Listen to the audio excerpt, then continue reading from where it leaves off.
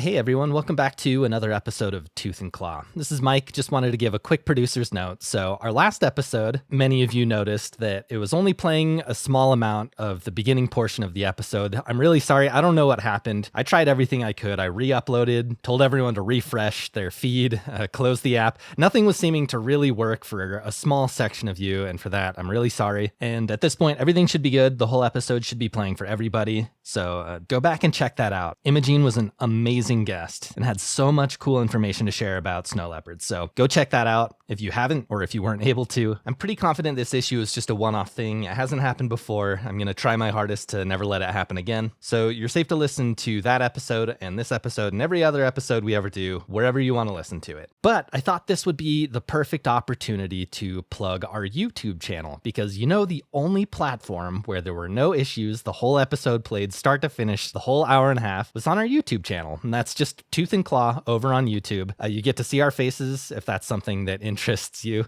while you listen to our nonsensical ramblings. Well, at least Jeff and I's nonsensical rambling. Wes, he's doing a great job. Very scientifically sound, as always.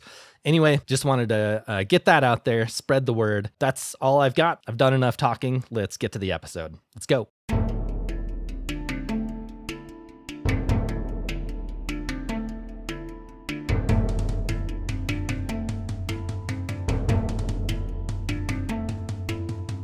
Hello everyone, welcome back to Tooth and Claw Podcast. We have Mike Smith. Hey, he's over there. Hey, Mike. He is a English major. And then we got our bear biologist, Wes Larson. That's me. And no one can smell a bear faster than Wes. Yep, just follow my nose. I'm like that toucan. And I was Wes's field tech with some bear work. I studied some business in college. Sure. If you need business advice, he's your guy. You could come to me. Uh-huh. I'm You'll an get expert. it. Yeah. Yeah. He's cheap. So yeah, that's us, Tooth and Claw. What do you guys think of the Winter Olympics? What's your vibe on the Winter Olympics? Mike, I know you love the Summer Olympics. No, baby. I'm gonna answer that myself before I even let you answer. I like the Winter Olympics more because I feel like they do just crazy. Like I was watching the ski jump, like the far one. I forget what it's called, big jump or whatever. Yeah. And I just thought that's got to feel better than anything in the entire world. Just launching off this ramp and sailing like hundreds of meters just has to feel amazing. Better than when people twist your toes in their fingers during a pedicure. Yeah, I think it's better than that. I love that feeling. It's a lot more intense for sure. It's like Summer Olympics, it's just like who can run the fastest, who can jump the furthest, who can swim the fastest. And this one, it's like who can slide the fastest with knives on their feet, who can go fast for a little bit and then jump as far as they can. And if they don't land on their feet, they lose. And they almost die. Let's go 1 billion miles per hour on a sled down a luge. Head first. So sweet. Yeah. No, I love the Winter Olympics. I love that it's like Norway's time to shine. It's like Norway is finally like, this is us, Yeah. I've been loving them. I actually have really gotten into the Olympic spirit, and it's been fun to watch and kind of root for Japan because we were just in Japan. I feel like a lot of their athletes are very likable. I like their snowboarders. All right, we're going to do a bear episode, and there's a few reasons I want to do another bear one. Part of it is I have a 2-parter coming that has nothing to do with bears that I'm really excited about.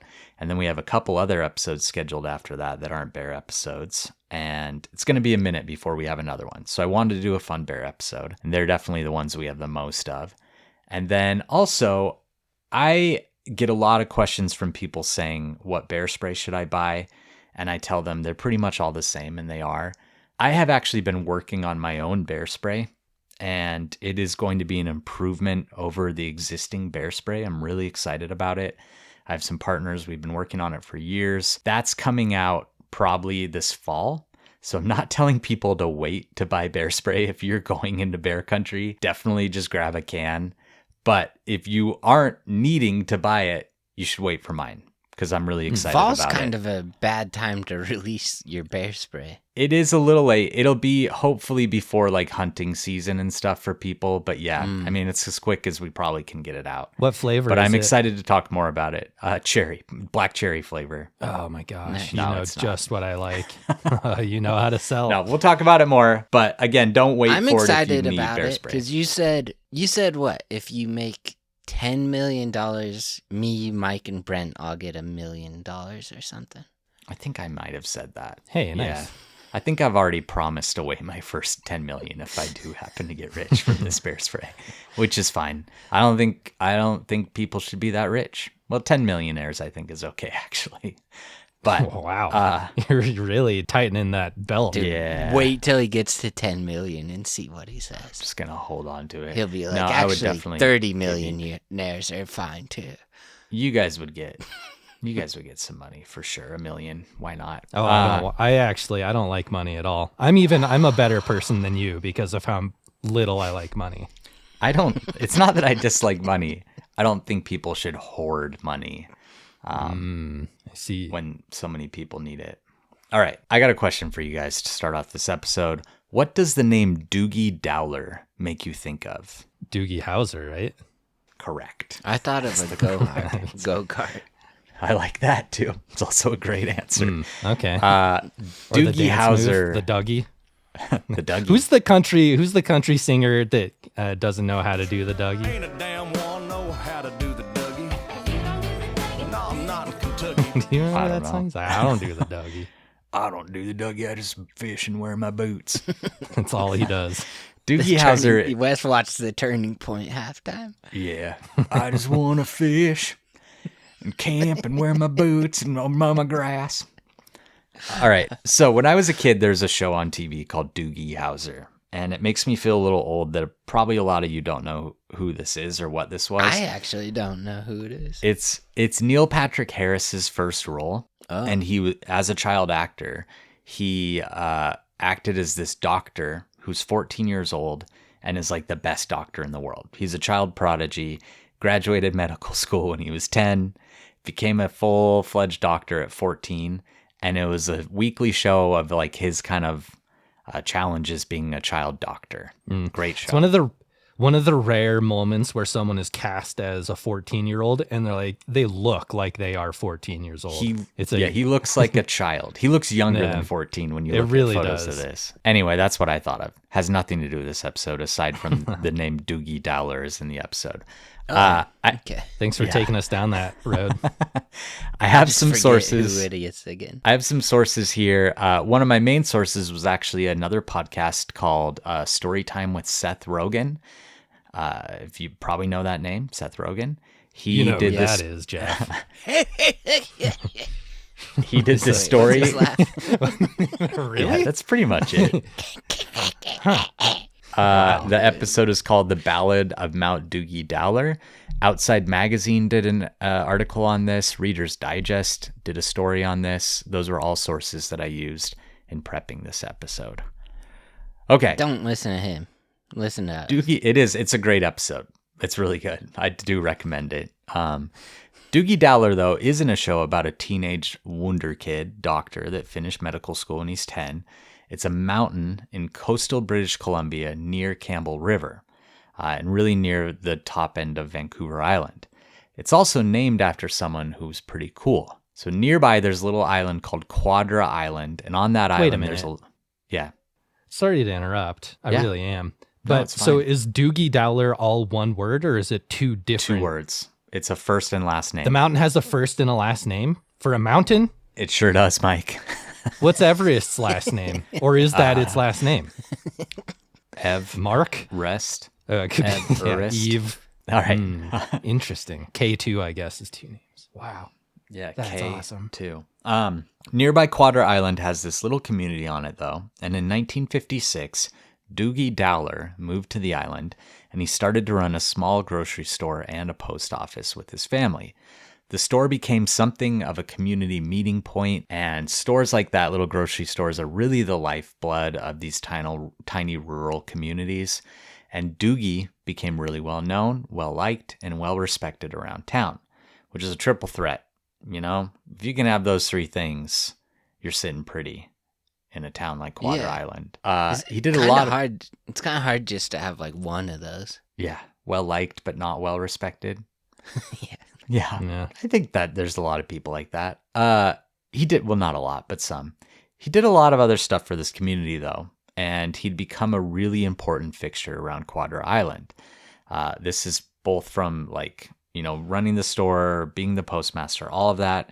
And a cool thing about Doogie is from the front of his store and from his house, there was a great view of this really prominent mountain that had two peaks that kind of looked like the rise and then the folds on the top of a cowboy hat.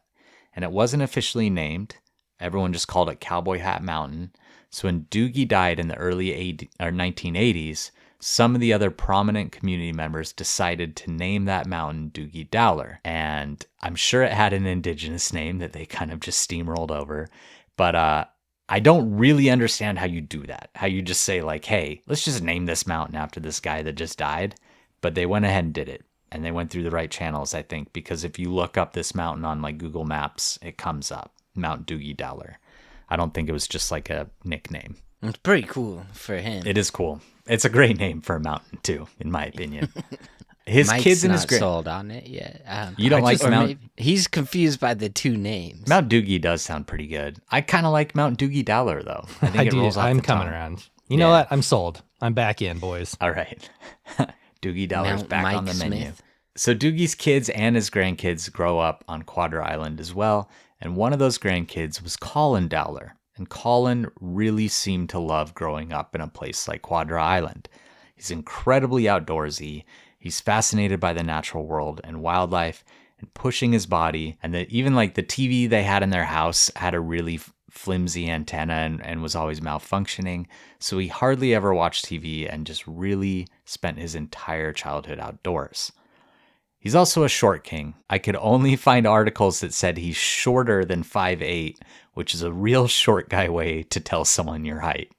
Like when you start just using a benchmark that you're shorter than that, you're probably like 5'5", 5'6". I'm 5'8". I think I'm right on the like crux of what you could call me short.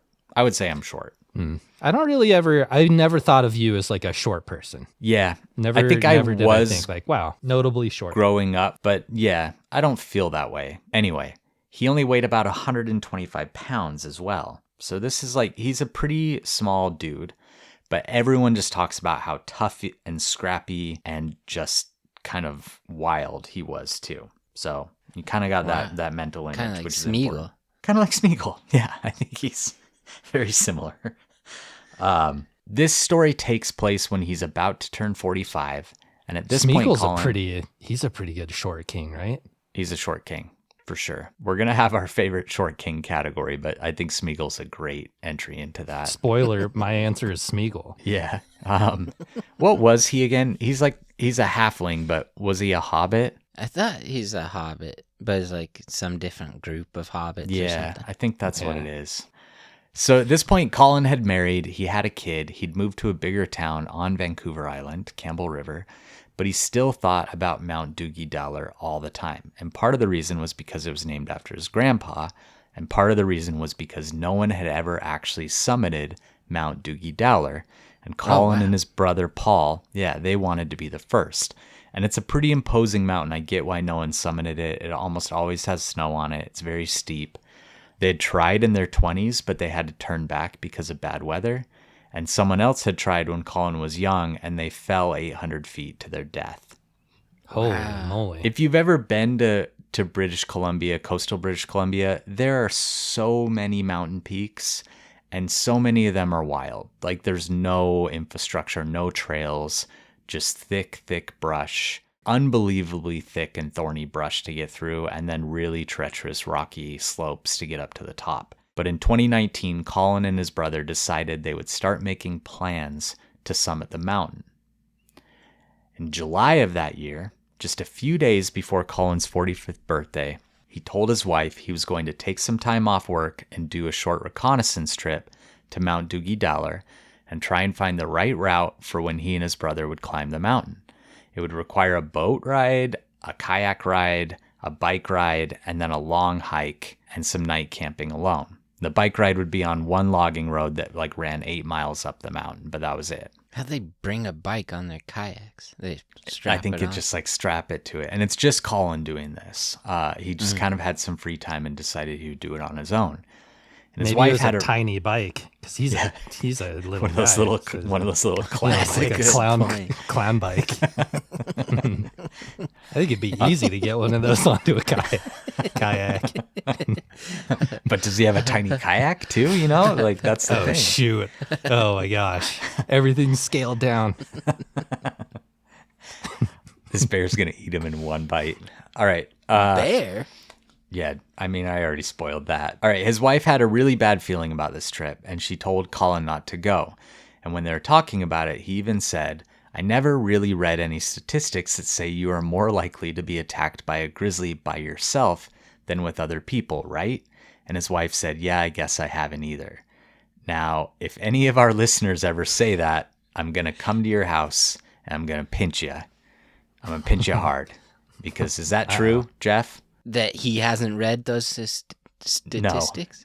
Do those statistics exist? Does it say that you're not more likely to be attacked by yourself? You are. There is a lot of statistics out there that say if you're by yourself, you're going to get attacked. You're not going to be, but you are much more likely to be attacked. It is one of the biggest factors in grizzly bear attacks. And I'm going to kind of do things different this episode where there's not going to be a break to go over like biology. But as we go through the story, I'm going to remind people about some of the bear safety stuff you've learned over the years with Tooth and Claw. And that's the first reminder that groups of people are much less likely to be attacked by a grizzly bear, especially groups of 3 or more. If you are by yourself, you are taking a much bigger risk than you would be with even just one other person with you. But who even made up those statistics? Bear biologists that have worked closely with these attacks and that have learned a lot of good insights from them. What if it's 3 kids in a trench coat all stacked up on each other's shoulders? I don't think that would be effective, but I think it would maybe be confusing for a minute for the bear. That's but all you need I is think a it's minute. worse, right, than 3 kids? Yeah, I think that's worse than just having 3 kids that are like a One unified. giant? Yeah. I don't know. I'm just That's saying, that's people a good do that. question. I don't think we have any data points for that. Like if you're going to an R-rated movie and you're a child, And you get Might be. attacked by a That's why grizzly I bear on don't- the way. yeah. Trust these scientists and their statistics is they haven't tried that. Yeah, that's a good point. What if it was 3 regular-sized adults on each other's shoulders in a really long trench coat? I do think that would be intimidating to a bear. I think it would Right? kind of be like, what am I dealing with here? Yeah. See, there's plenty of studies for all you kids out there who are aspiring to be bear biologists and think there's not a lot of work to be done. Yeah. Just think outside the There's box. a lot you Colin can do out would there. need like 4 Yeah. people probably. Call and a regular-sized coat for all 3 Yeah. of them. All right. Is there any better feeling in the world than going from really disorganized to super organized in the snap of a finger? Let me explain. So I just moved into a new apartment and I just had stuff laying out everywhere, all over the floors, and I got overwhelmed. I didn't know what to do, so I hired some cleaners. I told them not to clean a single thing, just put things away for me. And you know what? It was the best decision ever. It made me feel so much better. My place got so organized so fast. Well, that's how I feel about Rocket Money with my finances. I didn't know what I was doing with my finances. I was overwhelmed. I didn't know how to track down all my spending. So I was like, hey, Rocket Money, just do it for me. And they did. With a snap of a finger, I knew how much I was spending in different areas. I could find subscriptions that I had no idea I even had, like for some dumb animal podcast or whatever. And it really helped me get my finances organized and save some money. Rocket Money is a personal finance app that helps find and cancel your unwanted subscriptions, monitors your spending, and helps lower your bills so you can grow your savings. So if you're disorganized at all like I am, please get Rocket Money. Let Rocket Money help you reach your financial goals faster. Join rocketmoney.com/claw. That's rocketmoney.com/claw. rocketmoney.com/claw. And please put in the claw so that they know we sent you there. All right, so he decided to go even with his wife's misgivings, and as he left the house, he said something akin to what he always said, which was, if I'm not back by 8 o'clock Sunday night, you can start worrying about me. So he would always give her like a time and a day where she could start worrying. Colin had put this trip together pretty quickly, and he wanted to travel lightly, so he brought a little bivvy instead of a tent. He brought minimal food, his backpack, and a bike. He had planned to run by his dad's house to grab a can of bear spray right before getting on the boat that would take him to the right bay on the mainland, but he didn't have time, and he decided he really didn't need bear spray because he had seen countless black bears on his excursions and only a couple grizzlies, so he wasn't really worried. That's bad reasoning. Yeah, I've seen tons of bears, but I don't need bear spray. But for a guy like him, he sounds like he's tough and he's scrappy. Like, against a black bear, I'm taking Colin. He knows bears pretty well, too, and he knows Yeah. that the chances of being attacked by a black bear are really slim. But what he might not have known is that mainland British Columbia, just, right across the strait from where he lived on Quadra Island, was really great grizzly bear habitat. So even though Vancouver Island isn't, and Quadra Island probably only had black bears, just across the strait, there are prime grizzly bear spots. So prime, in fact, that the grizzly bear viewing industry is doing really well in this area. It's not a spot I would want to be traveling and bushwhacking alone without bear spray. There are definitely a lot of grizzly bears around.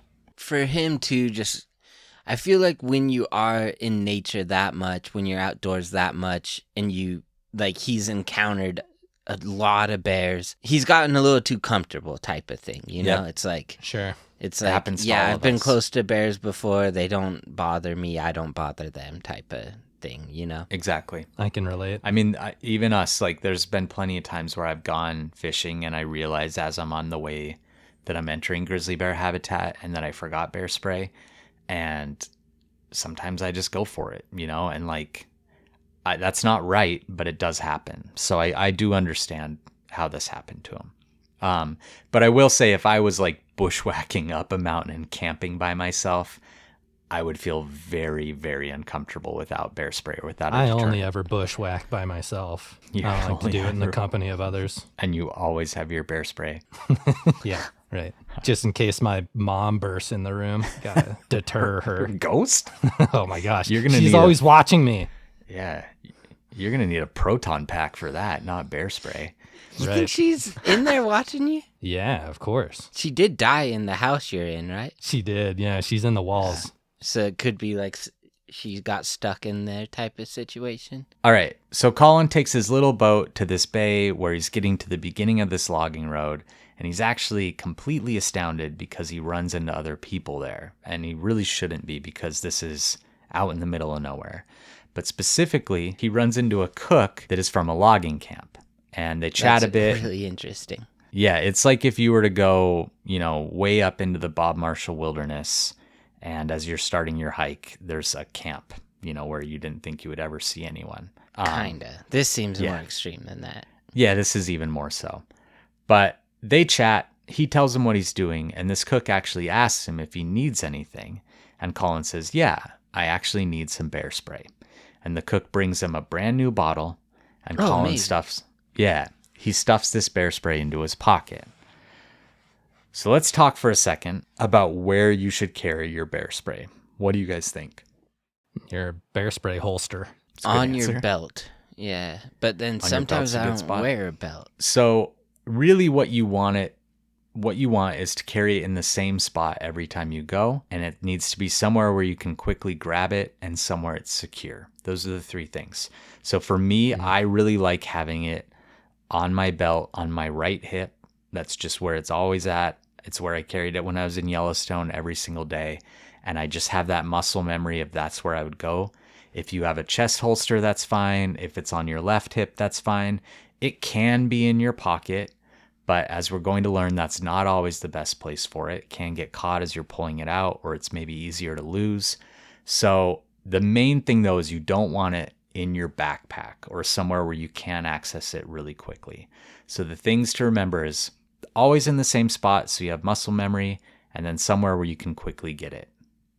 Okay, This cook actually offers him a ride up this gravel road, which is like 8 miles, so saves him a lot of time. He gladly accepts M&M. it. 8 Mile, yeah. I think that's where they were probably in Detroit, right? Did they have to be. Did they have a rap battle Yeah, they had a rap battle before they with left. the bear? Yeah. He doesn't need his bike to get up there. Wait, so the cook drove there? The cook, yeah. So they take a boat to this logging road with like their truck and everything on it, and then they had an 8 mile logging road that just goes up into the mountain, just one road, and it was to take their crews up to the top so they could log and then bring them back down, and then they would send logs out on boats and barges and stuff. Gotcha. So he takes Colin up to this top of the road. Colin stashes his bike in the bushes right there. And this cook grabs his camera to take a picture of Colin. And he says to put on the milk cartons in case you don't return, which is, kind of a bit of a, I don't know what the word is. Foreshadowing. Foreshadowing, yeah. Harbinger of doom. A bit of a harbinger of doom. Yes. A bit of a foreshadowing. That's what I would call that guy. All right, so Colin starts hiking up through this really thick brush and almost immediately is noticing a lot of bear sign and is stepping over a lot of fresh piles of bear scat. He's making plenty of noise. He's yelling out. He's continuing to make his way through the forest and uphill, but it's really slow going, and the brush was so thick he couldn't even see his feet, so he has to take a number of breaks to rest and get his bearings. When you see fresh bear scat on a trail you're on, what's your advice at that point? Do you just turn around, go home, or No. veer off in another direction, or what? My advice would be you increase your alertness. You maybe take your safety off your bear spray. You just become a little bit more alert, or maybe carry it in your hand from there. It depends on how fresh. Like if it's steaming, if I know a bear was just there, then I have it in my hand and I'm ready to go. But if it's like looks like it's maybe a few hours old, I'm just gonna be aware then that there's a bear in the area and that I have to be even more alert than before. If you see the bear going to the bathroom actively, do you turn around and give him the privacy, or do you keep your eyes on it just to make sure you're safe? I keep my eyes on that, Mike. That's just right. Then you can answer that question, that age-old question: does a bear shit in the woods? You finally have your answer. Right. You want to be All right. the eyewitness. So during one of these breaks, while Colin is sitting on a fallen log and looking at his GPS, his bear spray slips out of his pocket and he doesn't notice. Oh, that's not good. That's not good. Colin hikes a good way before he realizes he lost his bear spray, and he doesn't want to go back down and look for it, but thinks he'll probably find it on his way back down the mountain. So he hikes until around 5 p.m., and as he's starting to get into the subalpine country, he stops, makes his camp, and goes to sleep. You guys think this is going to be a campsite attack, or is he going to make it through the night without any problems? Campsite attack. I'll go. He makes it through safe. He makes it through safe. Gets through the night with no issues. Yeah. Owned you, Jeff. I won. Yeah. I'm a winner. I owe you $100. Nice. That was for $100. I forgot to say that at the beginning, but that was a $100 bet. In the morning, he breaks his camp down and starts heading down the mountain, careful to look for his bear spray along the way. He continues to see a lot of bear sign and a lot of berry bushes that had obvious signs of bear foraging, but still no bears and no bear spray. And by around 11 a.m., he'd made it back down to the top of the gravel road where he'd stashed his bike. And he gets a little euphoric getting onto his bike. The hard part of the trip was over. He's scouted out this potential route to climb the mountain, and he's cruising pretty fast down the road, thinking about his birthday tomorrow, about hanging out with his wife and his kid, about having a few beers. And as all of these thoughts are passing through his head, a grizzly bear walks out onto the road about 80 feet in front of Colin. Wow. Now, this may seem kind of ironic to people that Colin spent all of this time in thick brush in great forest and never saw a bear, but then as soon as he got onto this logging road, he ran into one. But this actually makes a lot of sense to me. Yeah, I That's would say the milk carton line was more ironic. Yeah, that is maybe. Isn't it ironic? Yeah, rain on your wedding day. Bears and wildlife often use roads, especially roads that don't have hardly any human traffic like this one. Like this road sees hardly anyone on it because they offer a really effective obstacle-free way for them to move through their habitat. So like in Yellowstone, there's places where there's power lines running through the park, and there'll be a clear cut around these power lines so that the power company can access them. And it was actually a place we would always look for bears, because bears would walk that clear cut because it's just like a really easy way for them to move through their habitat. And it's also like usually pretty good food in those spots. It's productive habitat where there's good berry bushes, roots, grasses, and a lot of other food sources. So that's one good thing about deforestation. It's good for bears. Yeah. Grizzly bears do really well in disturbed habitat. They do. Like, you still need some forest, but they really like the edges of forest because it creates this really good productive habitat for them. Jeff, I know you were joking there, but in a way, there have been some studies that show that these places that have like pocket deforestation, so it's still like a wild ecosystem, but there's little pockets where they've deforested, that bears do really well, and they use those areas because the stuff that grows up after you take out some of those trees is often food. So well, and like it makes sense because they weren't necessarily mountain animals until we made them that, right? They used to be more in the plains and more in open spaces when they could. Yeah, and they really like foraging, digging for roots, digging for, grass and forbs, all these different things that they can find on the ground. And those things often sprout up in places that have lost their primary cover. Do you ever think of bears? Go ahead. I was just going to make a real stupid joke, and now it's over. We said it at the exact same time, and then I let you go. I was glad to bail because it was going to be real stupid. So it's all you. I was going to say, what if they found hidden treasure? Oh my God, are you serious right now? That's exactly what my joke was going to be. Oh. I tried to let you say it. It's fine. I'm trying to figure out how that thought popped into both of your heads, and it's not really making a lot of sense to me. I mean, I feel like if I dug as much as a grizzly bear digs, I would find treasure. Eventually. But then, like, if I'm a grizzly bear, I probably wouldn't understand the value. Right. I think that's probably very true. All right. All of this is to say an old logging road is actually pretty great habitat for a grizzly bear. Like, to a grizzly bear, it's valueless. You're right. Hey, yeah. No, we got to stay on this for a minute, because who does that belong to? It's the bears by right, I would say. Yeah. In the Count of Monte Cristo, where he finds all that treasure, he becomes the richest man in the world. He gets his revenge. If that was a bear, the bear would be like, this isn't food. Yeah. If only the bears understood the basics of, economy, money. Of using treasure. They could exchange to buy food. Treasure for goods and services. They could buy all the just give me a call when you're done wanted. with this, and I'll be ready to keep going. Man, we taught bears to ride unicycles. We could teach one to give a cashier a coin for blueberries. Oh, that's a good transition, actually. For blueberries? Because he's on his bike and the bear's looking at him right now. I didn't finish my sentence, Wes. I meant blueberries. I know I said I was going to let this run its course, but I am going to cut it off. An old logging road is great habitat for a grizzly bear. I would expect to see one more on this road than I would bushwhacking in dense forest. This is the kind of place you would see them. And Colin pretty much immediately knows that this is a grizzly bear because he had seen so many black bears. This bear looked bigger, different, with a more rounded flat face and a pronounced hump. Also, black bears in this area are almost always black, and this was a brown-colored bear. And I wanted to take a second about bear ID because something I've been thinking about a lot lately is how many bear professionals, myself included, tell people color isn't, you shouldn't use color, you shouldn't do that. And I don't think that's necessarily true. I do think color is your first really good clue about what bear you might be looking at, and sometimes it is enough.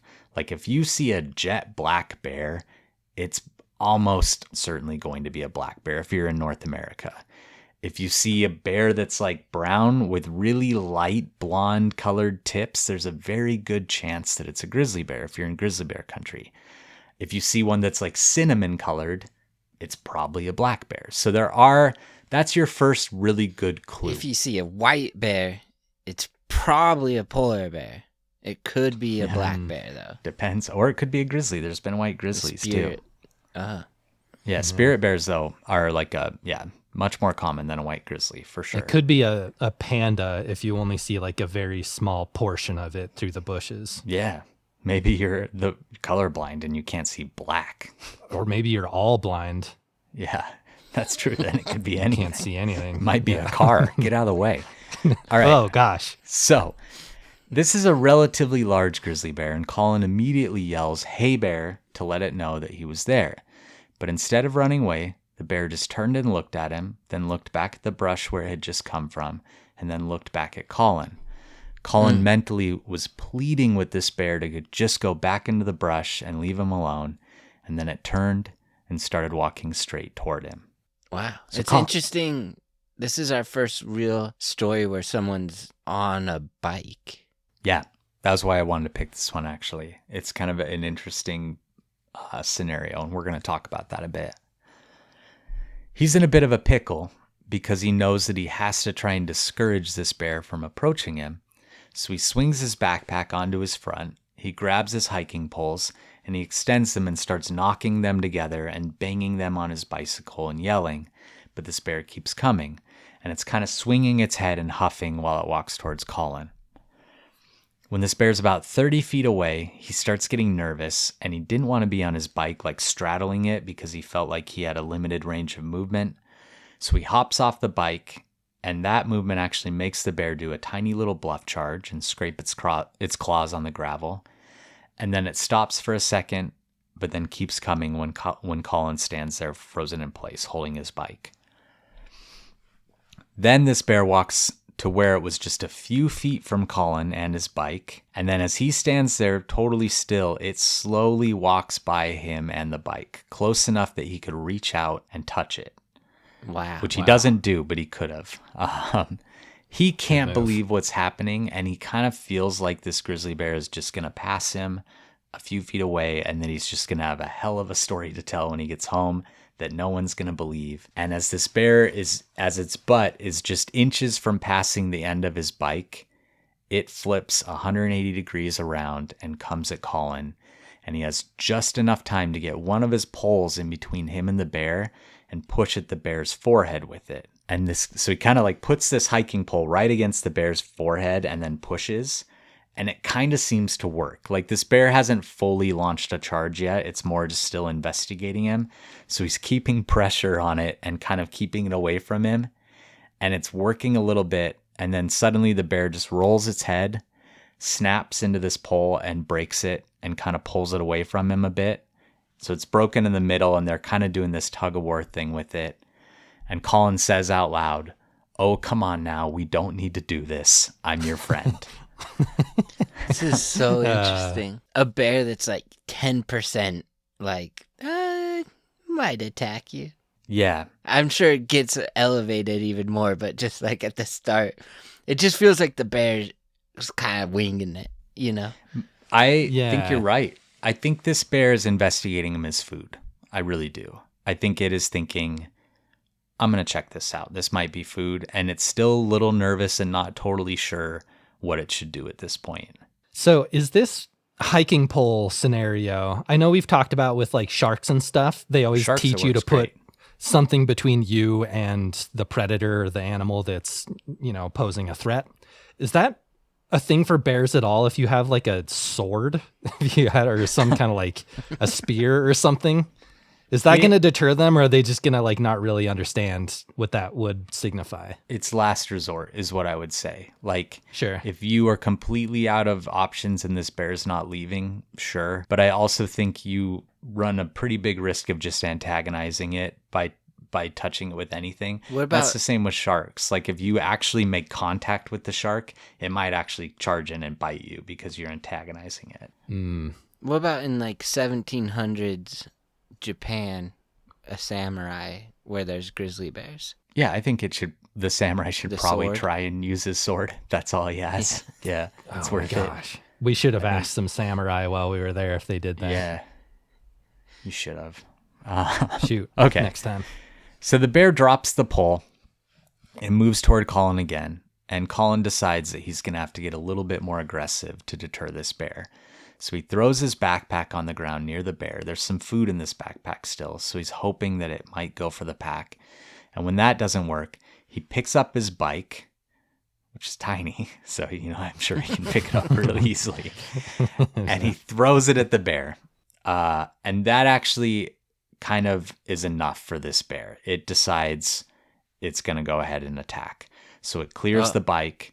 In a single lunge, it bites into Colin's side between his hips and his ribs and lifts him off the ground. Kind of like if Mike bit into a big hot dog sideways. That's kind of what this would look like. Not the best strategy for speed, but I'm going to try that. It was a funny little blip on social media was that like one day where someone dressed up as Justin Bieber and ate a burrito sideways. Oh, yeah. And everyone was like, Justin Bieber doesn't know how to eat a burrito. That's so funny that that's what you decide to do. But that is, it worked. It's perfect. I didn't realize that was a fake Justin Bieber. I still thought that was Justin Bieber. Some guy dressed up as him and made it look like that's he couldn't really eat funny. a burrito. Yeah, so picture that. That's what this bear's doing to Colin. Ouch. He's being actually carried in this bear's jaws toward the brush. He says he thinks his foot may have been dragging, but aside from that, this bear has him totally in the air. It's carrying him in its jaws, toward the brush. And he said that he had this thought that if the bear took him off of the road and into the brush, he would probably die. So as they're making it toward the brush, the bear sets him down on the side of the road, kind of in this little ditch, and bites into him again, sinking its teeth deeper into both his back and his abdomen, and then it starts moving him toward the brush once again. And I do again think now that this is a predatory attack. I think this bear is trying to get him to a spot where it can dispatch him and eat him that isn't so open. So Colin decides he's going to have to fight back, which is appropriate in this circumstance. You do want to fight back. He starts trying to gouge the eyes out of this bear. He pulls on the hair on its face.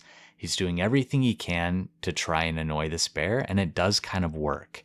It drops him, and then it moves down to his leg where it can kind of chew on him and bite him without him being able to reach it as well.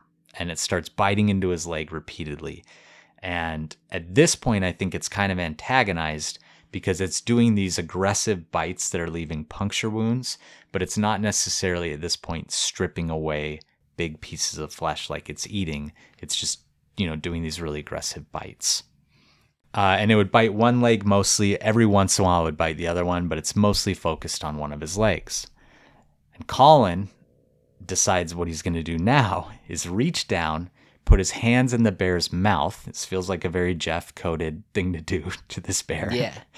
It's good. And try and peel its mouth off of his leg. So he shoves his fingers into its gums and tries to peel it back with all of his strength, and the bear bites into his hand, right into the ball of his thumb, and then goes back to chewing on his leg. So in this case, Jeff, it wasn't a very effective I will strategy. say, just for anyone who tries that, I would recommend having bear spray and sticking your hand down its mouth with the bear spray. Just firing it halfway down its throat. Like really we always smart. say, you should have bear spray before you do that. You should have bear spray, yeah. We will talk about kind of what went wrong and right in this.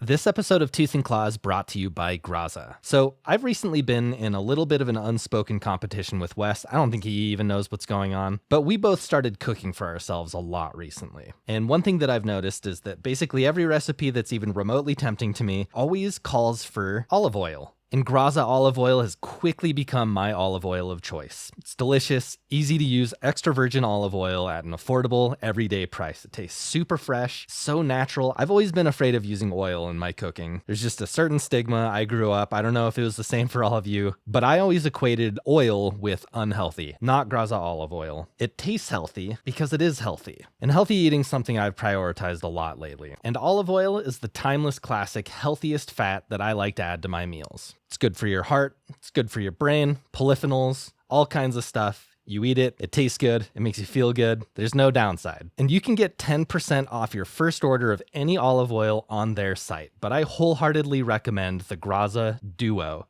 You'll receive 2 bottles of extra virgin olive oil, sizzle for cooking, and drizzle for finishing with an extra kick of bold flavor. So head to graza.co and use Tooth to get 10% off and get to cooking your next chef quality meal. Thanks to Graza Olive Oil for sponsoring this episode. When I was in my 20s, I noticed that I was starting to wear a hat a lot more. I had a little bit less confidence than before, and I think that's because my hair was thinning. It was kind of scary for that to be happening in my 20s, and I really started looking at different ways that I can make my hair regrow thicker. And recently, I discovered Nutrafol, and it has been helping a lot. Nutrafol is the #1 dermatologist recommended hair growth supplement brand. It's trusted by over 1.5 million people. And it's really cool because Nutrafol supplements are tailored toward men of any age. The root causes of hair thinning really do change over time, so your routine should too. Like for example, when I was in my 20s, I think my hair thinning was because of stress, and now it's probably just because I'm getting a little bit older. So it's really important that you are attacking your hair thinning change over time. And Nutrafol Men for ages 18 to 49 is to help improve hair growth and achieve thicker, fuller hair in 3 to 6 months. And Nutrafol Men 50 Plus, which is a new product, is the first and only hair growth product specifically formulated for men 50 plus. The things that I really like about Nutrafol is they have a clinically tested formula. You only have to take 4 pills daily with a meal, and people that take it have seen improved hair growth, decreased shedding, visible thickness while taking Nutrafol. So start Nutrafol today and make the hat optional. Visit Nutrafol.com and enter promo code TOOTH for $10 off your first month's subscription and free shipping. Find out why Nutrafol is the best-selling hair growth supplement brand at Nutrafol.com, spelled Nutrafol.com, promo code TOOTH. That's Nutrafol.com, promo code TOOTH. All right, so Colin can actually hear the teeth of the bear grating against his bone in his leg. He said it was like the sound of a dog chewing on a big bone, which does sound like you can really hear that when they're chewing on bones. Yeah. And he started yelling, "Stop," and "Why" to this bear. He wasn't yelling for help because he didn't think anyone would be in the area, but he was yelling, "Stop," and "Why." And he's starting to think about his family and feeling remorse because he thought he was going to die out there and abandon his family. And he's also thinking about his death and how they're just going to find his rotting corpse in the brush. And then, as he's thinking about all this and things are getting pretty dark, he remembers his pocket knife. It was a buck knife that his dad had picked up at Canadian Tire for 80% off. Have you guys ever been to a Canadian Tire? Uh-uh. It's kind of like the Canadian version of Walmart, but a little bit weirder. Oh, wow. Yeah. Not what I it's would just have like pictured. a huge, I know, because you see it and you think tires, like this is an I was thinking automotive like store. Big O. No, Yeah. they sell like everything there, but they also sell tires, I believe. You would hope so. But his dad hardly ever gave him gifts just out of the blue like this, but he had given him this knife recently, and he had it in his right-hand pocket. And the bear, as it's chewing on him, is essentially laying down on his stomach, so they're like belly to belly. And he had to kind of push his hands through his and the bear's stomach, like that tiny gap, to try and wiggle them into his other side as the bear's like tearing into his legs and now pulling off strips of flesh. But as you know, the bear's doing that, he manages to get his hands into his pocket, get this knife, open it with both hands, and then with all of his might, he swings it back and stabs it into the bear's neck. Oh, Is that where you would aim if you were in this situation? I was going to ask Probably. I think that, like, I'm trying my hardest to never get into this situation because, you know, we had our episode not long ago about the hunter that killed one with the broadhead arrow, and now we're talking about this knife. And the reason that these stories have trickled to the top is because they worked. But there are plenty of other people out there that have been attacked by bears that have used weapons to try and stop them where it just absolutely has no effect. Even guns can sometimes have no effect at this point. So I would probably aim for the neck or the eye or something, but I don't know. It would be really hard to pick a target. The 127 hours guy would probably just cut his arm off. Yeah, cut his own leg off, let the bear have it. With a knife and then run away. Which is maybe that would work. So he I does wouldn't this. do that. As he stabs this bear in the neck, the bear actually does stop biting. It pulls its head back, and rather than stab the bear again, he just waits to see what would happen next. And I think that was smart. His reasoning there was like, it did what I wanted it to do. It stopped biting me. So I'm not going to stab it again because it stopped. And what actually did happen next was a huge gush of blood came out of the bear's neck and splashed onto Colin. And now, according to Colin, I'm putting that in big letters, he says, "Now you're bleeding too, bear." That's a good line. Which is a You great think line. he came up with that on the spot? On the Seth Rogen show, when he said that, Seth Rogen said, "Did you actually say that?" And he said, "I actually said it, and I'm very proud of it." So I think he did. I'm going to give him credit. I'll give him that. Yeah. The bear pulls away and slowly walks away from Colin, looking at him and then looking back into the brush. And then Colin takes a second to look at his leg. And when he looks back up, the bear's gone.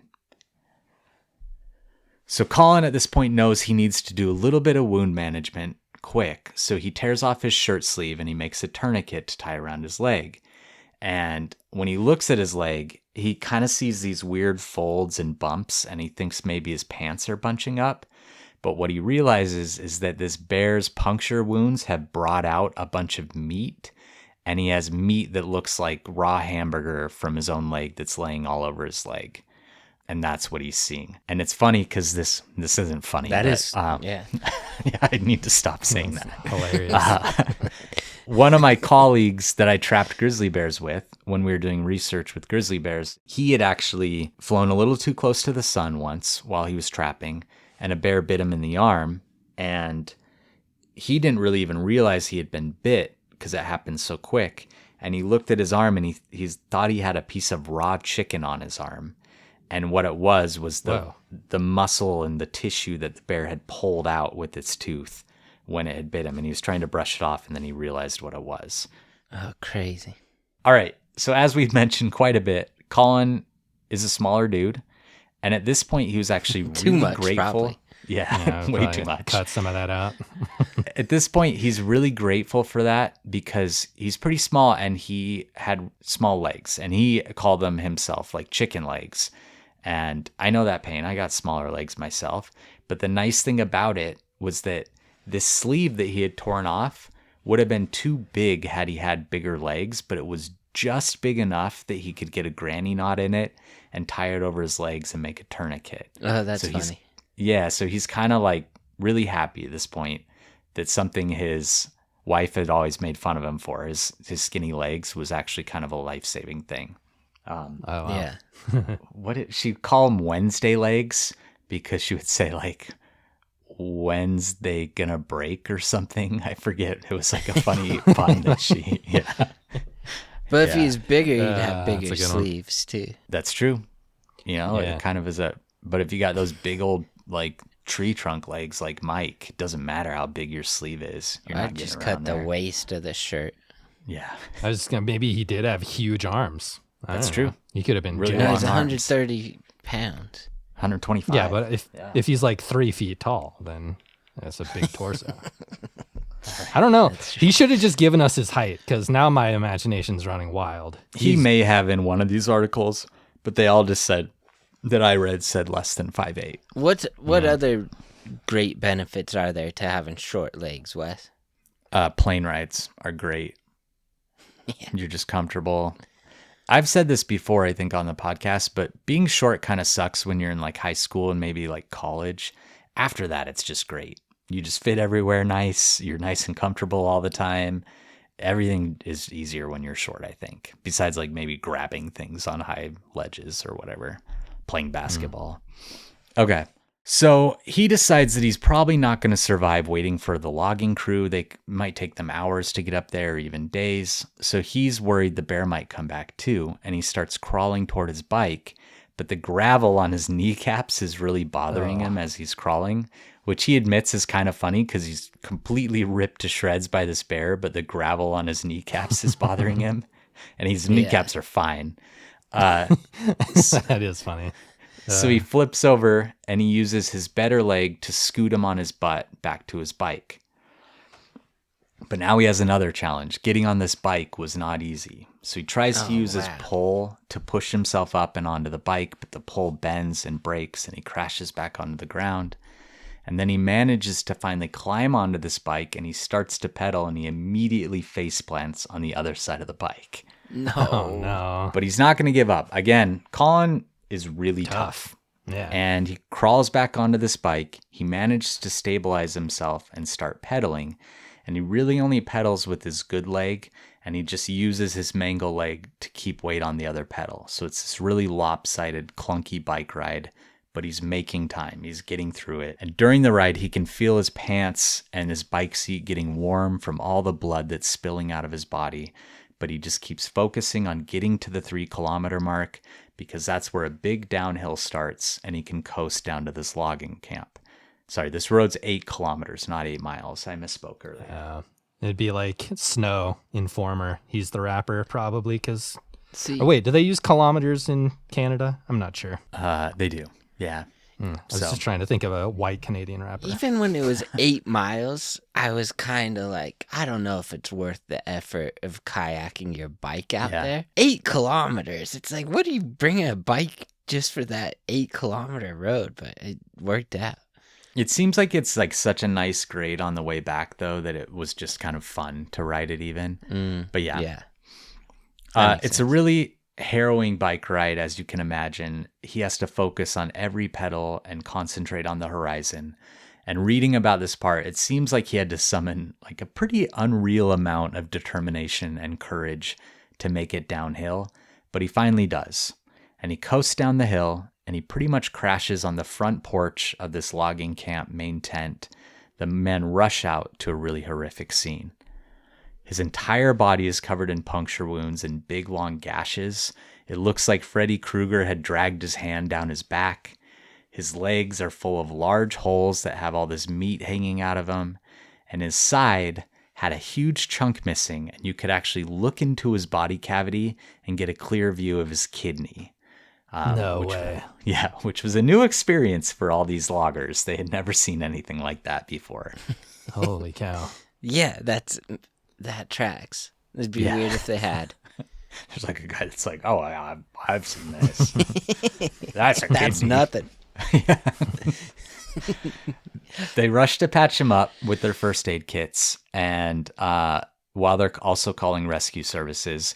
And they talk about it like it's kind of that scene in Vegas Vacation where Chevy Chase is plugging holes in the dam, and every time he plugs one, another one starts spurting.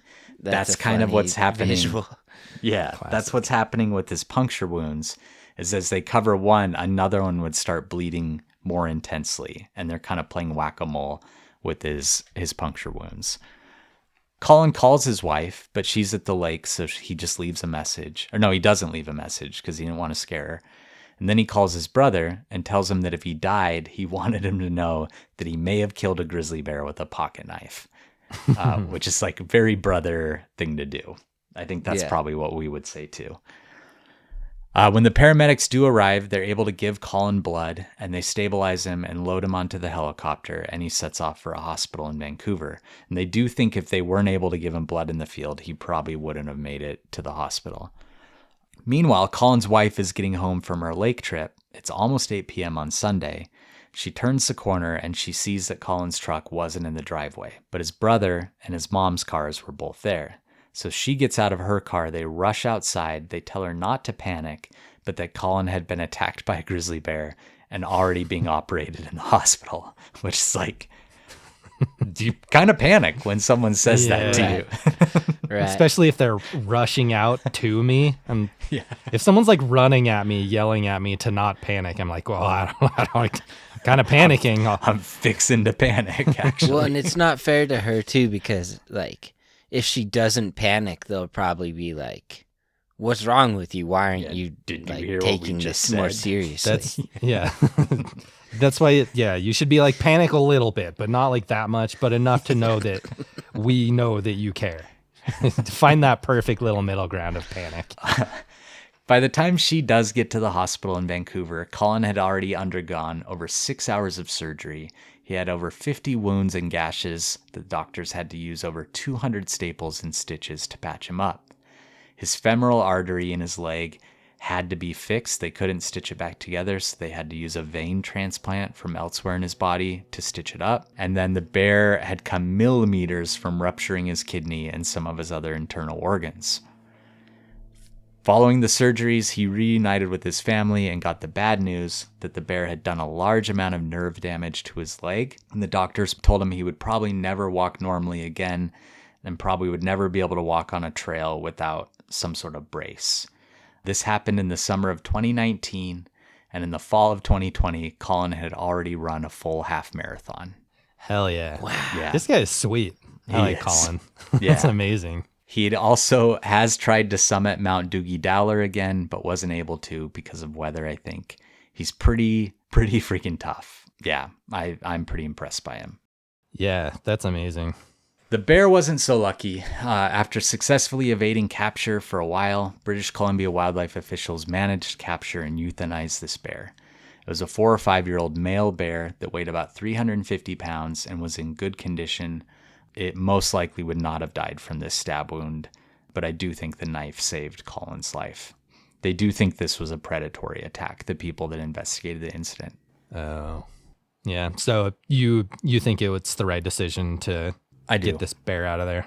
Yeah, I think the fact that it approached him when he's on the road and, there was plenty of distance for this bear to turn around and run. The fact that it approached him and then did attack him, that's not typical behavior. It's not atypical, but it's not typical either. So, Yeah. Do you know what's crazy is Americans we're game to use millimeters. yeah. Like we don't really have a smaller, or like a universally acknowledged measurement smaller than an inch. So we have to just go to centimeters and millimeters. That's true. We gotta get on board, figure out the imperial a little like in the other direction. Yeah. I go back and forth on that because in some ways I like the imperial system. Especially for temperature, I think it makes more sense. And I know we're going to have so many comments of people being like 0 degrees though, that makes so much more sense. But like, Right. I like how fine grained the imperial system is, but I agree for like millimeters and centimeters, we don't have an answer for that. We got to come up But, with a like- new word. Yeah. With Celsius, what temperature is it like hot outside? Like, man, it's so hot. Like 30? 40 is like when it's unbearably hot to most people. That's like when you're close to 100, right? See, that's Yeah. where it's confusing to me. Is like 40 doesn't sound hot. 100 sounds hot. Yeah. Right. But to them, 40 sounds hot I because don't they all know. grew up with it. To Yeah. them, 100 means their water's a boiling. Yeah, that means they're dead. All right. So I want to do a quick recap of what Colin could have done better, what went wrong. Obviously, he tried to have bear spray. He lost it. That happens. You want to have it somewhere secure. You want to make sure that you are thinking about it, making sure it's there. But that's, stuff like this can happen. But having a deterrent is definitely the number one thing. This encounter would have ended at the bear approaching him on his bike had he had a deterrent. It would have been enough to convince this bear. I'm very confident it would have been enough to convince it to leave because you can kind of tell it was approaching him in a measured way. It wasn't, just full on like this is food. It was kind of trying to figure it out. And a blast of bear spray to its face would have been enough to be like, okay, this isn't food. This is a threat, a bad threat, a threat I want to run away from. So that's first. Well, sometimes we eat things that are a threat to us, like the Yeah. puffer fish. you know? Sure. Fugu. People are like, it's worth it. Yeah, Try maybe eating one it's of those like- puffer fish. Makes it better. Yeah. Yeah. I mean, this could be the 1 in a million bear that just is like, just goes through the spray and still mauls him, Another thing that I think the big crux of this one that is the big question mark is what he should have done with his bike when the bear was right there and it was super close. I tend to think like riding away from this bear may have worked. Had he just like, as it was kind of getting close, had he just jumped on his bike and tried to get by it and ride down the hill, it may have worked. I don't know though. Again, you're at a point where it's kind of like you don't have any good options. So I don't disagree with his plan to throw the bike at the bear, but he didn't have a good option at that point, is what I'm Sure. trying to say. Yeah. Yeah. No, that's, I don't know. I almost feel like just try to fly by it on your bike. Yeah. It maybe would have I been the know right that thing to could do. like trigger. That's like definitely hindsight. Had the bear split decision to attack him, we'd be like, "Oh, you shouldn't have gone flying past it on your bike." Yeah. But then it's like, I don't know. Maybe that would have worked. You know? Yeah. And up until that point, aside from not having deterrent, he'd kind of done things right. He had yelled, he had let the bear know he was there. He had tried to be really big and kind of, intimidating when the bear was approaching him. I don't think this was a bear that was just trying to walk this trail and get by him. In that case, what he would have wanted to do is just kind of move off the road or the trail and let the bear have it and get up into the brush and let it go by. I think this bear was investigating him. So there wasn't a good option because he didn't have a deterrent. And this is why you always need something to give you control. So brown bears, one of the strategies is to slowly back away and not break eyesight.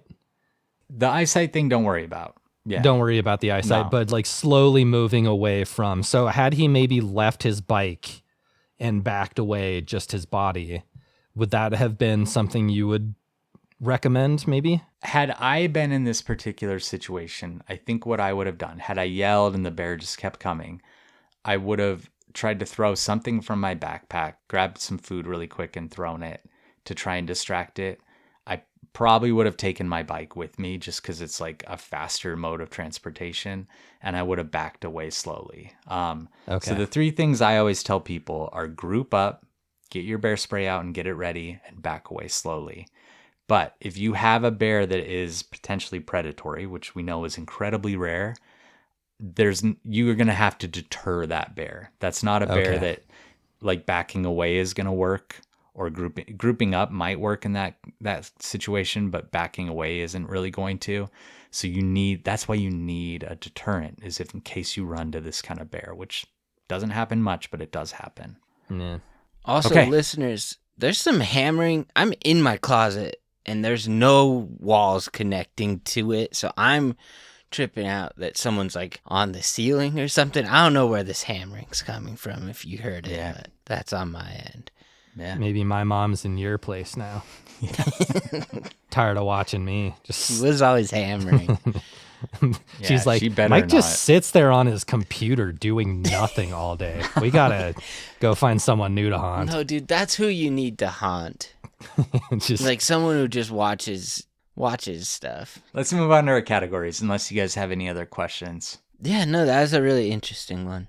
Yeah, I like that story quite a bit. Colin seems just like the type of person that I always admire, and I always feel like that couldn't be me, like way too much, way too intense, but also like really admirable how sure. much he just needs to be out there doing all that stuff.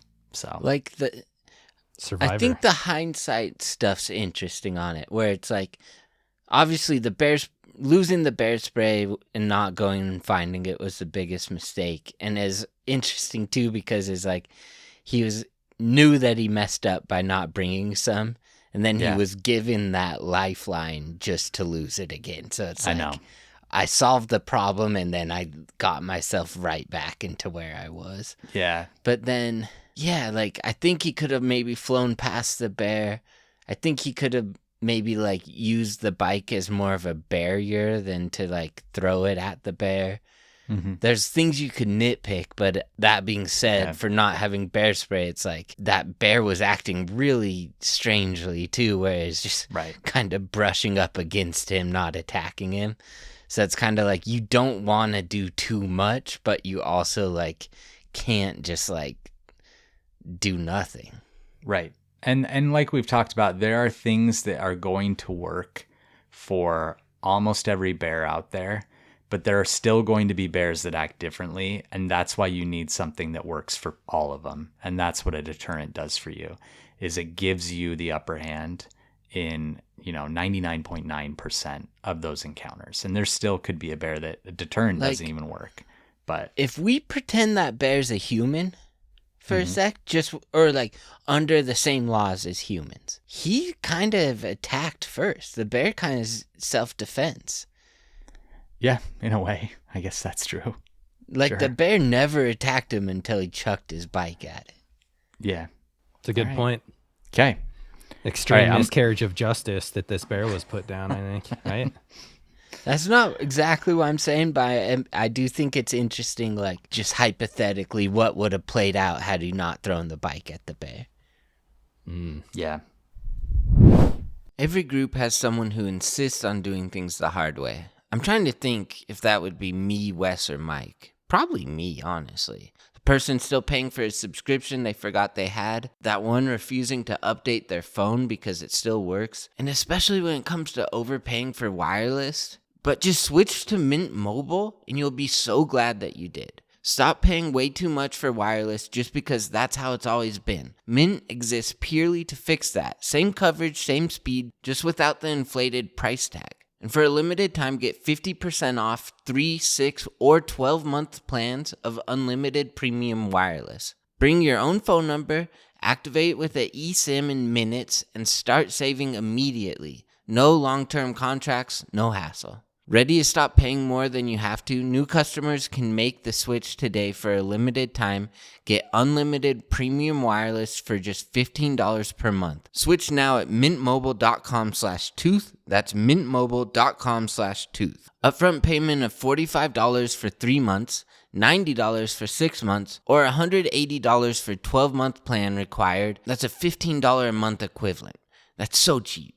Taxes and fees extra, initial plan term only, over 50 gigabyte may slow when the network is busy, capable device required, availability, speed, and coverage varies, additional terms apply, see mintmobile.com.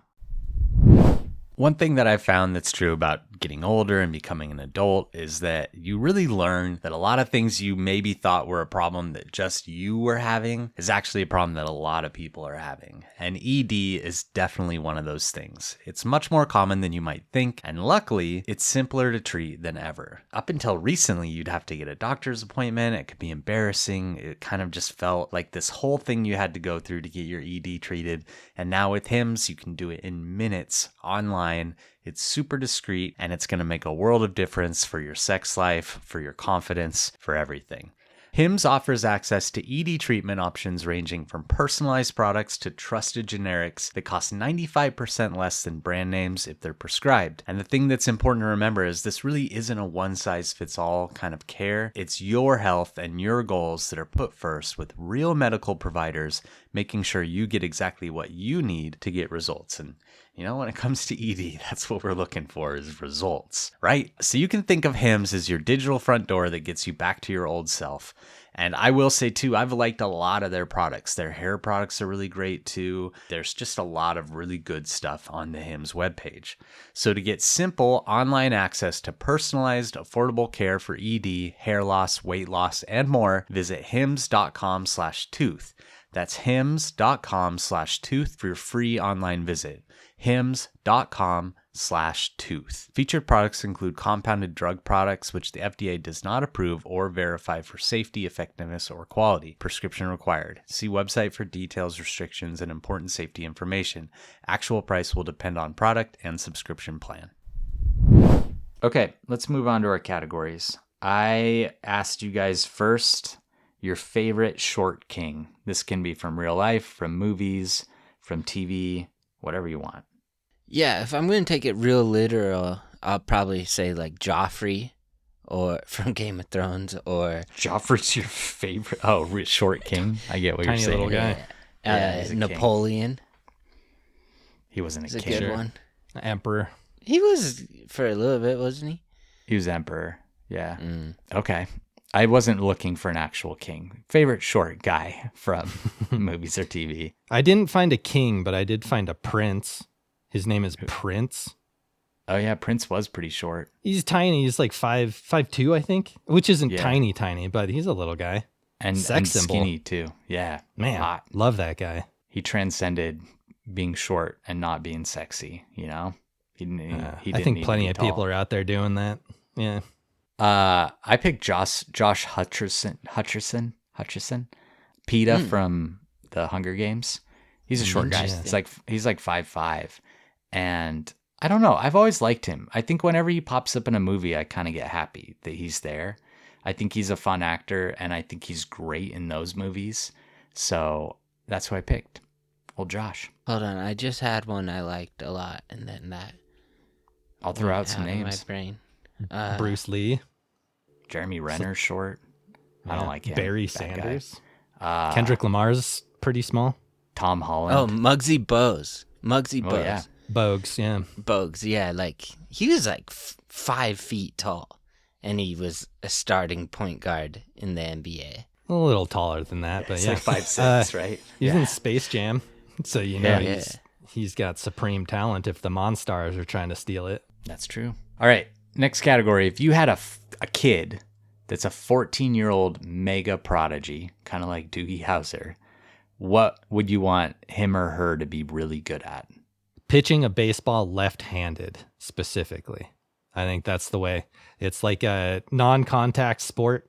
Pitchers, I don't know. It just seems like a good lifestyle for your child to have. And hopefully they'll kick back some of that ace pitcher money our way, since we treated him very nicely and we're very supportive of his athletic endeavors. Yeah. They couldn't really monetize that at 14, though. They'd have to wait until they're like 18, right? To join the MLB. I guess that's true, huh? Shoot, I'm going to have to rethink that. Cooking? Ooh, that's a good answer. Like just an incredible chef that's just running an unreal restaurant, and then they're 14. People would come from all over the world. Yeah, I like that. Curling? Curling. Okay. Curling is a good answer. Interesting. Nah, I think like the long jump would be thrilling. That would be like, thrilling. This kid who I love so much, just jumping 200 feet, and I'm just terrified every single jump. But it'd be like, not a prodigy, but like a superhero is kind of what you're thinking. well, they jump like 180 feet, don't they? Long jump? Long jump. Oh, like no, on skis. on like skiing. Sorry. Okay. Okay. Yeah. Okay. Yeah. Sure. That would be fun. Yeah, skiing long jump. I don't think I said that. Yeah, like the long jump in the Winter Olympics, if he could just like, it'd be heart racing for sure. It'd be kind of It'd be really fun. I picked free diving. Like, I just think it'd be cool if a kid, like a little kid, could just free dive deeper than anyone else in the world. That's kind of a boring answer. I like Mike's answer the best. I think a chef would be pretty cool. I always think it's cool when really little kids are just amazing at skateboarding too. And I always think they have good parents to give them such a cool hobby to get into at a young age, because it's cool, and then it's going to make you like popular if you're really good at skateboarding, you know? Or if you had a prodigy hacker, you'd be safe from dinosaurs. She can like click Chess. boxes that are labeled. Yeah. Chess prodigies are always fun, where it's like a little kid playing like some That's true. grandmaster. Bobby Fischer. Yeah. I like that. Or like a painter would be cool. Anyway. All right. Next one. What's the most useful present you ever got from your dad? Mine's boring, but I couldn't think of anything better than my first car. That's what I was going to say too. Yeah. Yeah. That's a really good one. Well, and my first car was your car.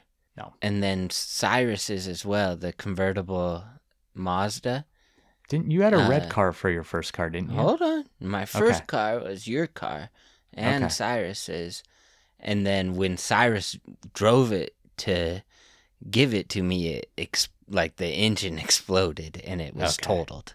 And it was like, my parents still paid for it, but they were nice enough to still get me a car that I actually could do. So it was a red Toyota Celica. Yeah. One thing I really liked about our parents and my dad specifically is that he wanted us to have fun cars for our first car and not necessarily expensive. Like, I had a 1980 Camaro for my first car, but it Sweet. cost $900. It had a hole in the floor that water would splash up through. But it was so fun, and I loved it so much, and it had a lot of character, and I really, really appreciated that he didn't just buy me like a Neon or something, you know, like something, or what's a boring car? RAV4. Yeah, I do. I have a RAV4 now, and they are boring. Yeah. Mike, what's your answer? Mine, you guys can tell me if this doesn't count, but I truly believe the best thing my dad ever gave me was just the emotional support to pursue and do whatever I wanted to pursue and do. Like, obviously not criminal activity, but he and my mom also, but my dad very specifically, he was always really excited and very supportive and wanted me to pursue new experiences and try new and different things. So thanks, Dad. You're the best. All right, Jeff, this category is just for you because I know you're going to have the best answer. I want to hear your Instagram pic from this story. What part of this story do you want a photo from to post on your Instagram? Yeah. Oh, man. Because, like, a video of it walking right by you would be really cool. Like, it'd be like, you could get a pretty funny picture of the bike in the air, like, going at the bear. That's true. I like that. That'd be a good one. He wished he had a camera when it was walking by him. So that's kind of what I thought too. But you're right, a video would be much more I effective think I'd for that. want a picture of me hanging sideways out of the bear's mouth. like That's like a selfie. gnarly thing, but it would be kind of a fun thing to be able to show people. It's like, here's the bear, and this is me. Yeah. That'd be the funniest, like, taking a video of yourself, like, not living in the moment. Yeah. You're just, like, on your phone taking a video being like, so, look at this OMG. bear. So you're probably wondering how I got here. All right. People are like, he's not even looking at the bear. He's looking at his phone. He's not even course he's on his experiencing phone. it. World's out Millennial. here, buddy. Yeah. All right. I want to do a quick, it came from Quora. Part of me just feels like dying a little bit when I'm a bear biologist and I'm typing, can you kill a bear with a knife into Quora? But here's the answer I got that I liked the most. You probably could kill the bear if you could get inside it without, which is a little weird to say, without striking you with a cut or two or bite that would kill you later. Not likely, though. Forget about direct confrontation. Here's a way that it might work. You have baited the area with berries and yams. make everything smell like berries and yams, or make everything smell like female bear, which is easy to do. Climb on top of a deer stand or high up in a tree and wait. Have your knife ready. If the bear gives you an opportunity to land on its back, then take it. Jump down on its back near the neck and gut its neck. Gut its neck. But Wait. You have to be quick or you may not get the chance. Now in all caps. I wouldn't do it, but if you insist, how does that sound? I got belligerent by the end. Back to lowercase. You could make an extremely long ladder like spear out of the knife that allows you to spear its neck from high up. Back to all caps. That sound better? That's the end of it. I like that. Yeah. Smart. Great from Came to Quora on this Got a one. couple of really good ideas there. Yeah. Just whip out your essence of female bear and spray it around. Berries and yams. Do bears like yams? I guess they would. I'm sure they'd like it, but my favorite is just ending in all caps. That sound better. It's just very antagonistic. I feel like it's a thing, too, where bears, like in cartoons and whatever, like jam. And I think they just confuse yams with jams. Yeah. This sounds like maybe not a first language English speaker, but I also just love, I wouldn't do it, but if you insist, how does that sound? Yeah. With an exclamation point and a question mark. I need to follow that Quora user and see what other questions they're answering. This was user Marcus Mitchell, comic book buff, grew up reading comics, watching them, etc. All right, I've got your favorite thing of the month. So just to kind of, I want you guys to throw out something you've been really enjoying so far in February. I've been really having a good time with those Dots pretzels, specifically the cinnamon ones. Have you guys tried those? Oh No. my gosh. They're all Are they good. Like every store-bought? flavor's good. Yeah, that's just like a Oh, tall no, I know Dots. bag of I know Dots. Sorry. Yeah. And for some reason, the cinnamon just never made sense to me in my brain. I finally like sprung for them because it was the one flavor I hadn't tried yet. It's like kind of my favorite. They're really, really sweet and sugary, but just a small handful is like heaven on the old tongue. Oh. I hate being in like a winter city where there's no winter. So Salt Lake this winter kind of sucks. Like it's just ugly and Yeah. not warm. But one nice thing was it has been playing golf. So like yesterday I went to the golf course, and normally you couldn't ever play this time of year, but you can right now. Mhm. And I just went on. It's like in the summer in Salt Lake, it's so hard to get tee times. Like they fill up so fast, and then it's like I'll have to play with random people, and I don't really want to do that. And it's just like a whole annoying process. And so yesterday I just showed up, and I was like, "Hey, can I play golf?" And they're like, "Yeah, do you want to go on right now?" I was like, "Sure." And I go on. There's no one in front of me, no one behind me. It's just the entire course to myself. And it was like really fun just to have like do whatever you want on a golf That does course. sound No, fun. like, yeah. That's like when you have a movie theater all to yourself. Kind of, yeah. Yeah. I hit a bad drive. Guess what? Just hit another one. Just do another one. No one's watching. Yeah. Yeah. Except my mom. I had a friend recommend a show to me called Culinary Class Wars. It's a Korean show. It's kind of like Physical 100 if you've seen Physical 100, but it's for chefs. Oh, And I've I seen find that- Physical 100. Yeah, on a lot of these shows, they're kind of like on cooking shows, you're kind of getting these real like mid-tier chefs and stuff, but this is like they have gotten the best chefs in the entire country of South Korea, and sometimes chefs that are from South Korea but are cooking in other places, and they have them competing against like really up and coming amazing chefs from South Korea. And it's grabbed me like no other cooking show really has. And I think part of it is because they are making food that is disgusting to me, because I hate seafood, and I like don't want, they'll be like making the most delicious looking like noodle bowl, and then they'll be like, and my next ingredient is sea cucumber, and they pull out this like slimy sea cucumber and chop it up, but they make it look really beautiful. And it's just given me a new appreciation for Korean culture and cooking, and it's made me want to cook more too, which is good for me. So yeah, Culinary Class War. Plus, you know me, I love a class war. What? Yeah. Yeah, so why is it called Class War? Because they have like the white robe chefs that are like the really, really amazing chefs that have like Michelin Established. stars and stuff. Yeah. And then they have the black robe chefs that are like, they all own their own restaurants that have like lines out the door, and they're amazing chefs, but they haven't gotten quite to that level, and they compete against each other. Like It's they great. they literally put the white robe chefs on like a higher level, and they're looking down on them. Like in the first episode. It's a fun show. I haven't finished season 1 yet, but I'm having a really good time with it. Yeah. Okay. I got a few listener questions today. We haven't done them for a minute, so I wanted to catch up on a few from our subscribers. This one's from Crystalline.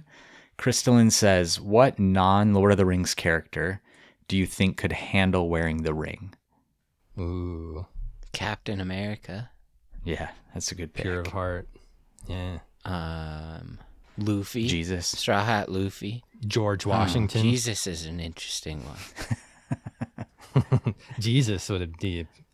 I mean, if everything we've heard about him is to be believed, I think he'd be a pretty good candidate, right? I wouldn't risk it though, because if he becomes corrupted, then like, aren't we all pretty much damned? That's We true. need him. Like I wouldn't Gandalf, risk he it. wouldn't want. He didn't want any of that. Yeah. No. You kind of need like a small, diminutive little. You need someone like Colin, to be honest. Give Colin the ring. Dobby. Oh, yeah. Colin. Dobby. Yeah. Dobby could wear it. Nah, he's like mischievous. He's stealing stuff and spying on people already. Yeah. How about Dumbo? You think Dumbo would be a good ring bearer? No. I don't remember Dumbo enough. He can fly, and he's like a nice little elephant, just kind of pure of heart. I think he'd be great. Yeah, He'd just he fly might be right into the pretty good. volcano. That's true. He'd just fly right into that magma too. He doesn't care. No, he's All right. Yeah, a little That's a good reckless. question. What about like Woody from Toy Story?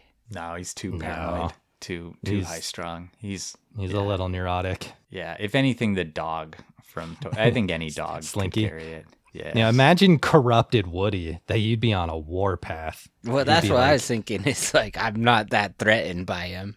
That's true. Just crush him. But think of the Buzz Lightyears. They'd be in trouble. That's true. Yeah. All right. This one's from Jessica. Jessica says, regarding Japan, Mike, what's your favorite anime figurine you bought? Wes, what's your favorite bird you saw? Jeff, as a traveler and an adventurer, what was your favorite thing about Japan that you haven't experienced anywhere else? So anime figurine, I don't know if I've ever actually bought one of those for myself, but I will say this is maybe down a road a little too far removed from that to answer this question legitimately. But I bought a bomber jacket with the Final Fantasy VII insignia on the back of it. It's like a little Moogle riding a chocobo. And that's like my favorite purchase I've made in maybe my entire life. I wanted it, but I It's didn't great. know the symbol at all, and then it's perfect for Mike. Also, I kind of bought it. Wes, Yeah. do you want to hear how we settled our debts? Yeah. Oh, yeah. We kind of cut you out of it for just settling our own debts, right? Yeah. And I paid a lot more than Mike paid for Japan, and then a bit more than Brent too. But we didn't really know exactly how much. And instead of like looking through it all, I was just like, let's pick 4 numbers, and then we smash for it. So like, we did 1,000, 800, 700, and 500 with Mike, and 700, the second least he would owe me 1. Yeah. And then after it won, we kind of figured out that I paid up for a lot in Singapore and all these other spots. And it was actually like pretty, like it had 1,001. That would have been about fair. Yeah. And then with Brent, we figured he owed me about $300. And I put the lowest option that I owe him $100. And that won. So I paid Brent $100. That's great. Spotted him $100 more. Yeah. That's so I'll get anyways- him. I'll get you back, Jeff. I know you're gonna say don't, No, it's but I'll fair. find a way. It's fair. Anyways, in Japan, one of my favorite things was just finding a random building and just riding the escalators, because every single floor would just have like pop-up shops and then like restaurants, and then just like there's just so many like cool stores that you have to kind of discover. Yeah. Like that was It's my been thing that I years in liked. Tokyo without seeing everything. My suggestion would be don't go too hard on. There's a million Instagram people suggesting what you should do out there, but like make sure to just like try to find some hidden spots yourself too, because I Get really lost. enjoyed that. Yeah. Yeah. My the most favorite fun. bird I saw, I didn't do much birding in Japan, but I saw an azure winged magpie that I really liked. So that was my favorite You bird. like those ducks a lot too. Yeah. But the azure winged magpie is my favorite. Okay. What were the ducks? They're just redheads, I think, but I'm not sure. Yeah. This one's from Krista. Twofold question for all 3 of you. But I'm actually just going to say the first part of it. Sorry, Krista. Would you rather be attacked by a bear while you're wearing a scuba suit, a snowsuit, or a fancy business suit? Snow. Business suit. I'll say scuba. Okay. Well, there you go. Yeah, I Well, feel does like the scuba- neoprene would hold in a lot of the blood and stuff. Neoprene. So that's why I picked that. Do you have like the BC and the tank and everything else on? Because I imagine so. That's be part of your useful to scuba have suit. some of those. Yeah, the little. You could spray air at it. Exactly. I feel like the paramedics are going to go a little faster to get me help. If you're fancy. Yeah. Yeah. If you look like They'd be like, wow, upper you're class. Be handsome. top priority. Yeah. Okay. I think I got one more here. This is from Shauna. Hey, fellas, if you were being mauled to death by an animal, what song do you want to be mauled to? Oh, that's a good one. Yeah. Bing, bop, boom, boom, boom, bop, bing. Kendrick. Kendrick. I like that. I mean, another one, Bites the Dust, is what my mind went to, but that's kind of cliche. But I'll just say that because I didn't really think about it. Mike, what are you picking? It's Raining Blood by Slayer. That's a good one. Yeah. Wait and Bleed by Slipknot. There you go. Yeah. All right. Malu says, Wes, can you explain why people are taking frozen iguanas in South Florida? I watch videos of people getting like hundreds of them. Is that legal? Do they eat them? I'm very confused and upset. I understand why you're upset, but these green iguanas are actually highly invasive in Southern Florida. They are doing very well down there, and they're really kind of pushing a lot of the native wildlife out of the same habitat. So people are encouraged to remove iguanas in Florida, and when it gets too cold, they literally just kind of fall out of the trees. Yeah, it's and they'll crazy. be on lawns and stuff. Yeah. So that's what people are doing, is they're removing them. It is kind of sad. You can eat them, I believe, and I think they actually taste pretty well, or taste pretty good. But yeah, that's what's happening. Yeah, it's one of those things where it seems like something you should shame someone for. Like, why are you killing all this wildlife? But it's like they're kind of protecting the native wildlife, and it's maybe they're being a little disrespectful about it, but ultimately it's kind of a good thing. It's crazy how many fell out of trees. I saw people with like 50 iguanas and stuff. Yeah, it's pretty wild. There's so many iguanas down there now. So really, there are never going to not have iguanas down there anymore. But okay, well, that is it for the story. Like I mentioned, we have a really fun 2-parter coming up soon. We have some fun guests on the horizon. Really excited about the next few months for our podcast. We're going to Antarctica, which is going to be all 3 of ours last continent, which is exciting. And yeah, Jeff just did a really fun review of the movie Primate on our Patreon and our Apple Grizz Club. It definitely went off the rails, but it was a really fun episode that I really enjoyed. So check it out. Yeah. No, even if you didn't see the movie, it's a fun episode. And I think I'm going to follow it up with my next subscription episode is going to be real chimpanzee stories too. So cool. That'd be great. Good. All right. Follow us Thanks, on everyone. YouTube too. How about that? Yeah. You get to see our faces when we do this kind of thing, when we record. Face. Love you guys. Bye. Love you. See ya.